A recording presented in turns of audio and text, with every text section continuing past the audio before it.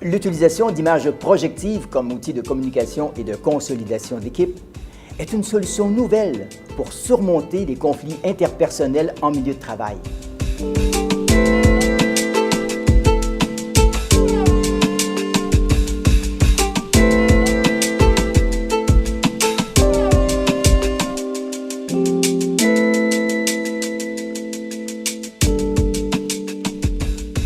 Le titre de jeu sérieux, je ne sais pas s'il y en a qui connaissent ce terme, serious game, bon, on dit en anglais, je le traduis en français.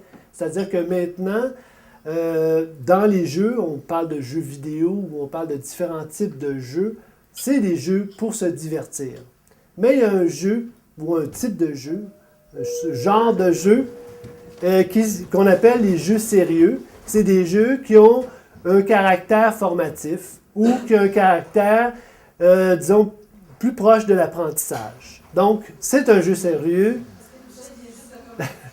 C'est un jeu sérieux. Donc, c'est un jeu où on apprend quelque chose. À qui s'adresse ce jeu-là? Bon, c'est plutôt à des professionnels de problématiques communicationnelles, mais les gens ordinaires aussi peuvent jouer avec. Ça, c'est sûr, il n'y a aucun problème. C'est juste que au niveau d'une clientèle qui est toujours en train de jouer avec ce type si on peut dire, de complexité. Puis il y en a quelques-uns qui, bon, non, effectivement, ils n'en font pas un métier, hein, c'est pas la même chose. L'esprit de l'interface, ça représente notre structure psychique commune à nous en ce moment. Si on joue tout seul, ça représente notre structure psychique personnelle. Mais sinon, en groupe, c'est ça que ça représente. Alors, chacun a pigé une image et on est tous ensemble là-dedans. Alors, c'est ce que je vous propose, si ça vous intéresse. C'est-à-dire qu'on va tous ensemble piger une image, puis à partir de cette image-là, on va s'en servir pour faire ressortir quelque chose de notre mémoire. Puis moi, je vais animer un peu le groupe. Alors là, je vais y aller un peu comme au hasard, à moins qu'il y en a qui sont très intéressés à s'exprimer. Oui? Tiens. Qu'est-ce que je pourrais dire d'autre? Ce sont deux couleurs qui me plaisent beaucoup, le gris et le bleu. La réflexion, la vertu en amour équivaut aux bonnes manières sur un champ de bataille. Avez-vous déjà été initié au jeu de l'amour? Est-ce qu'il y a... c'est quelque chose. C'est libre à toi. La réponse est ouverte. J'étais très jeune avec une personne relativement plus âgée que moi, oui. Oui, OK. C'est tout, voilà, c'était la première expérience. OK. Alors, tu étais initié, quoi? Ah, on peut parler d'initiation en quelque sorte, mais c'était pas une prostituée, c'était une personne. Non, mais... Ça aurait été facile sinon. Ah ouais, mon père paye et hop, j'y vais. Non, c'est pas ça du tout. J'y suis allé tout seul comme un vrai combattant. Comme un chevalier vertueux. Voilà.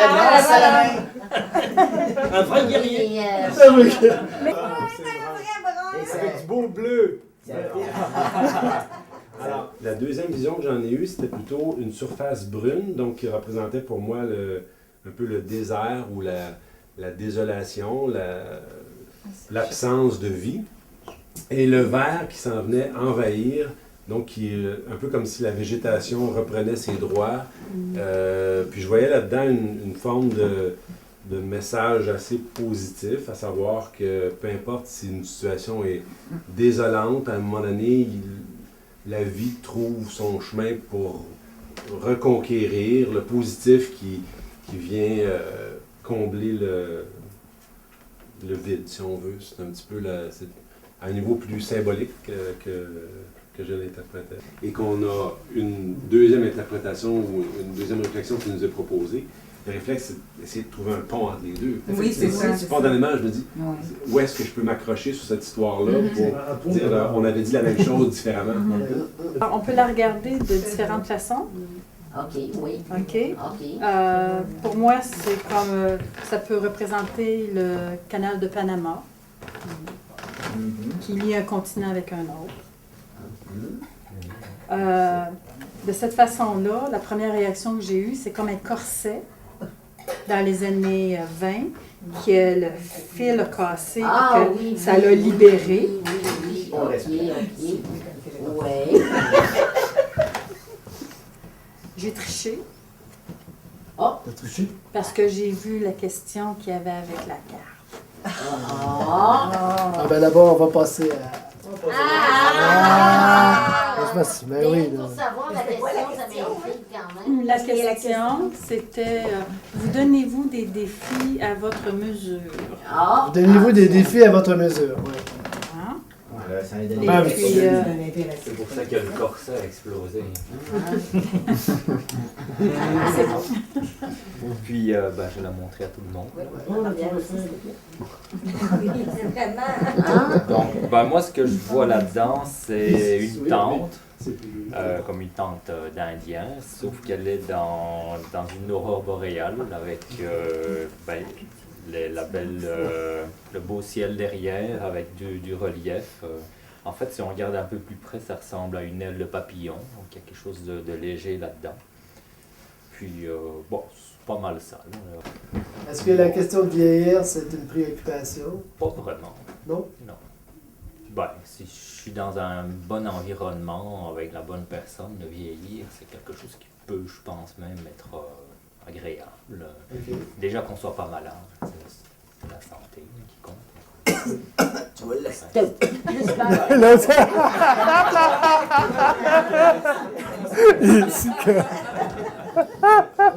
Si tu dis, ben non, moi j'ai pas peur de vieillir, ben tu l'as dit. Bien, c'est ça, t'as pas peur de vieillir. Peut-être qu'à un autre moment donné, si la question revient, tu vas dire, là cette fois-ci, oui, je me suis cassé les 2 jambes, puis je sais pas, j'ai perdu ma maison. Là, ça me rentre dedans. Tu sais? Mais la question de la peur de vieillir, je sais que tu as 13 ans, tu n'as pas de vieillir, tu as 28, tu as 30, 40, 50. À 13 ans, tu as hâte de vieillir. Mais regarde les ados, il y en a des ados là, qui ont 20 ans à tabarnouche, on dirait que ça tarde là, à devenir des adultes. Là. Je sais pas ce qui se passe avec ça. Mais eux autres, ils n'en sont pas conscients. celui que toi qui décides. Ça, moi, je la vois dans tous les sens. Donc, c'est comme la gueule ouverte d'une baleine. La bouche ouverte de la baleine. Ensuite, ce que je vois au fond, le beige, je le trouve très soyeux, il est très texturé, ça m'apparaît comme de la fourrure, comme une peau de fourrure, c'est quelque chose qui est doux, qui est enveloppant, qui est réconfortant, qui est... donc c'est ça ici, ça peut avoir l'air menaçant parfois, c'est comme la pince, le ciseau, mais il y a le fond qui vient adoucir, qui vient... comme ça ici, c'est ça peut être comme un peu les cornes d'un diable. Alors, ça rejoint aussi, le diable, on a tous un côté, diabolique en soi, en même temps qu'on a un côté, si on veut, divin, mais ça fait partie, on fait partie du tout, on a tout ça en nous. Alors, ça rejoint tout ça. Considérant que cette image représenterait, par exemple, 2 types de licornes qui se rencontrent, ou une personne qui se voit dans le miroir étant elle-même, ou se considérant elle-même comme une licorne, et voyant dans le miroir une licorne. Donc, la question de licorne, c'est un animal mythique, et dans plusieurs civilisations, on utilise l'animal mythique comme un messager qui va aller dans une autre dimension pour soit aller chercher une information ou initier un passage, c'est ça, initier le passage. Alors, on envoie sa licorne, on envoie son dragon, on envoie son chat, ou en tout cas, on invente sa baleine. Sa baleine, ben voilà, sa baleine. Le bonheur, le plaisir de ces couleurs-là. J'aime la rondeur et là aussi la forme, c'est comme une ellipse ou hélicoïdale, c'est pas du tout ça. Mais c'est en tout cas, j'aime cet arc qui est là. Et la pointe ici évoque comme une goutte, il va y avoir une goutte qui va tomber. Ça pourrait être une goutte de lait d'un sein, d'un bout de sein. J'ai tellement été fascinée par la planète Mars et on en parlait comme d'une boule rouge dans le ciel qu'on pouvait observer l'été, tout ça. Et c'est la première image qui m'est venue, la planète, les planètes. Alors, c'est ça qui monte comme ça, mais j'aime les formes, ça me semble très doux. J'aime la courbe et j'aime... oui, ça pourrait être un tronc d'arbre, hein, je pourrais continuer comme ça. Mais toute l'image abstraite de ça, c'est la question de s'opposer, de s'opposition, de se confronter. Quel genre de réponse tu aurais à donner sur une attitude de confrontation? Est-ce que tu te confrontes facilement? Est-ce que tu as le goût de te confronter? Est-ce que pour connaître tes forces, tu as besoin de te confronter ou pas du tout? Puis on dirait qu'il faut que j'approprie cette question, que je m'approprie cette question. Ça ne va pas de soi. C'est comme si j'ai besoin de la transformer en moi pour me l'approprier. Est-ce que je dois être devant une confrontation pour avancer? Est-ce qu'il me faut me confronter pour avancer? Comme me confronter avec moi-même, par exemple. Avec toi-même ou avec les autres? Oui, c'est ça. Dans la mesure où une confrontation est une remise en question, c'est souvent comme ça que j'avance. OK. OK. J'aime beaucoup l'art, la couleur art. J'aime moins le violet, là, j'aime mieux le bleu, mais bon. Alors, moi, je l'aime en partant parce que c'est anarchique. Hein? Il n'y a rien de straight là-dedans, il n'y a rien de justement de symétrique, J'aime ça, l'anarchie, moi, tu sais. Je suis comme ça. C'est avec l'art aussi, c'est relié à quelque chose de précieux, quelque chose qui vaut beaucoup, qui a beaucoup de prix. C'est associé au trésor. Après ça, ici, je voyais cette forme-là, je la trouvais très intéressante parce que, elle a un côté agressif qui fonce, mais en même temps, elle est contenue. Alors, cette carte-là, la déconstruction, si on peut dire, du art ou l'espèce de matériel d'un peu flottant, c'est quelque chose qui est super solide, mais qu'en même temps, qui est comme sorti de où? D'une croyance, d'une métaphore, de quelque chose qui est fragile. Ah, il y a ces deux valeurs-là. Alors c'est ça, la question, c'est ça, c'est qu'est-ce qui est pour toi une croyance qui est très, très, très forte, mais qui devrait peut-être être une métaphore? C'est toute une question. Oui, je peux continuer à être un artiste, mais métaphorique. C'est ça. Et voilà. Bon, ben, t'es une artiste métaphorique. Hein? T'as appris ça en soi. C'est ce que je deviens, là. Avec le temps. Excellent. Voilà, alors mon beau brun, n'est-ce pas? Mais c'est parce que c'est orange. C'est orange, ok, c'est fun. Alors, alors, je vous convainc ce soir que c'est brun. Brun, correct. C'est un beau brun, là, tu sais, comme mes cheveux. C'est supposé, comme ma mère m'a dit qu'il était brun. Si après, dans mon brun, donc dans mes cheveux, je regardais l'allure de ce dessin-là, je me disais, un petit peu, toutes sortes de sujets, un petit peu, beaucoup de choses, tu sais, beaucoup de petits filons d'informations, de possibilités. Comment? Juste nous la montrer. La possibilité d'aller ailleurs, de prendre plus d'étendue, moins de place, plus de place. OK. Ça m'inspirait ça. OK. C'est ça, ça m'inspirait la diversité dans les événements. La réflexion. Allez donc. L'intuition débute par une errance dont on espère saisir la finalité, même au prix de suivre une idée qui n'a pas de sens immédiatement. Effectivement, je suis quelqu'un qui se fie beaucoup à ses intuitions. Oui. Et on parlait de mentor tantôt.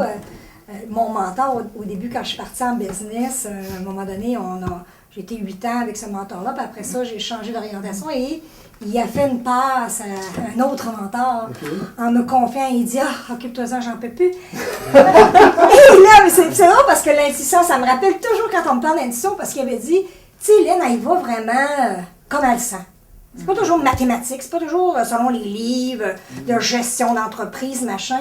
Mais anyway, j'ai dit, ça marche. Ce qui est important, c'est que ça marche. Fait que puis si j'avais une faiblesse, je pourrais dire que ça m'est même arrivé. Je me disais, des fois où je me suis pas laissée aller à mes intuitions, ça a été une erreur. Ça a mal été. Ça n'a pas donné les résultats que je voulais. Puis actuellement, je ne vis pas une situation très facile au niveau de l'emploi. Et je me dis,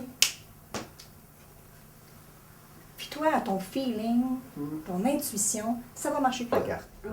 Montre-moi donc ça. Montre donc. Ah ben oui, c'est vrai qu'elle est belle. Alors ça s'est passé en 2 temps. La toute première impression, c'était la noble porte. C'est ça qui est venu. Parce que la noble porte qui s'ouvre sur le ciel, et en même temps, comme d'un temple sacré, il y a de la sculpture. Puis en même temps, il y a des qui s'effritent dans le temps. Il y a des petits, ça part, il y a des petites pépites d'or, pépites d'or qui s'en vont. Donc le passage du temps et qui donc c'est aussi un passage, la porte c'est un passage vers d'autres dimensions. Et j'ai plus vu le pommeau d'une épée. L'épée serait ici, le pommeau est vraiment là, dans l'eau. Donc l'épée dans l'eau. Pas un coup d'épée dans l'eau, mais l'épée plutôt l'épée d'Excalibur qui n'est pas encore trouvée, qui est encore fichée. C'est ça, qui est au fond des eaux et qui est à trouver, mais qui est au fond d'eau quand même très claire, pas dans des... Voilà, c'est ça le... Alors, c'est l'huître et la perle. Chaque jour, une huître enrobe le grain de sable qui l'irrite pour qu'il devienne une perle. Ainsi, la petite huître la transforme en trésor. Même fragile, elle peut se défendre contre les intrusions. Son travail est toujours récompensé parce qu'elle surmonte ses épreuves. Fais signer la carte à Michel. Alors, dans ton cas, le fait de surmonter des difficultés puis en devenir une réalisation, ou en tout cas, comme il dit, son travail est toujours récompensé parce qu'elle surmonte ses épreuves. Est-ce que ça correspond un peu à... Ben oui, dans ce que j'ai vu, que ce soit la porte, le passage ou l'épée. L'épée, c'est quand même la chevalerie puis la quête. Aussi. Donc, dans toute quête, il y a des épreuves à franchir, que ce soit par la porte ou par le tranchant de l'épée.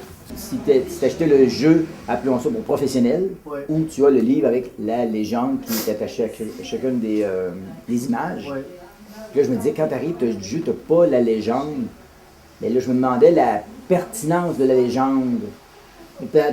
C'est pertinent, mais ce que je veux dire, par rapport au jeu, sans légende, on arrive, on a la carte, on peut jouer. Absolument. Mais est-ce qu'on pourrait arriver à dire, j'invente une légende, ou bien c'est ça?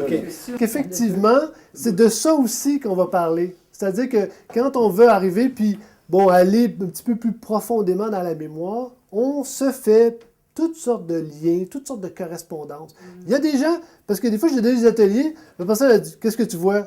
Je sais pas. Là, tu fais comme, je sais pas, fais un descriptif. C'est un carré. C'est difficile, c'est ardu d'aller profondément. Puis il y en a d'autres que, oui, je vois ça, puis tu comptes l'histoire, là, je vois le lien avec ça. Mais là, chacun à son stade. Il y a du monde qui sont habitués à gérer leur rêve, leur idée, leur imaginaire, leur fantasmagorie, puis ils vont faire des liens, puis ils vont embarquer, puis ils vont dire, je suis obligé de les mettre à la porte tellement que c'est long.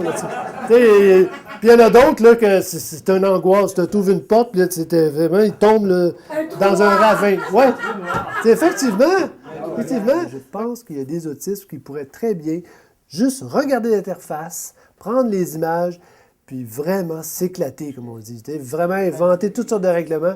Parce que c'est pas le niveau intellectuel qui l'intéresse. C'est les images à proprement parler.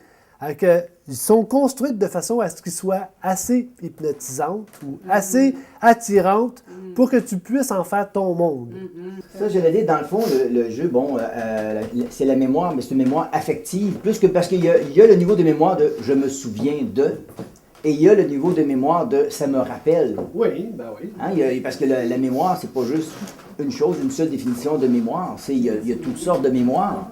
Ah oui. Puis ça, à partir des dessins, des formes, des couleurs, ça fait appel à une mémoire qu'on utilise peu, parce qu'on utilise la mémoire de « il faut que je m'en souvienne ». Il faut que je m'en souvienne, c'est ça.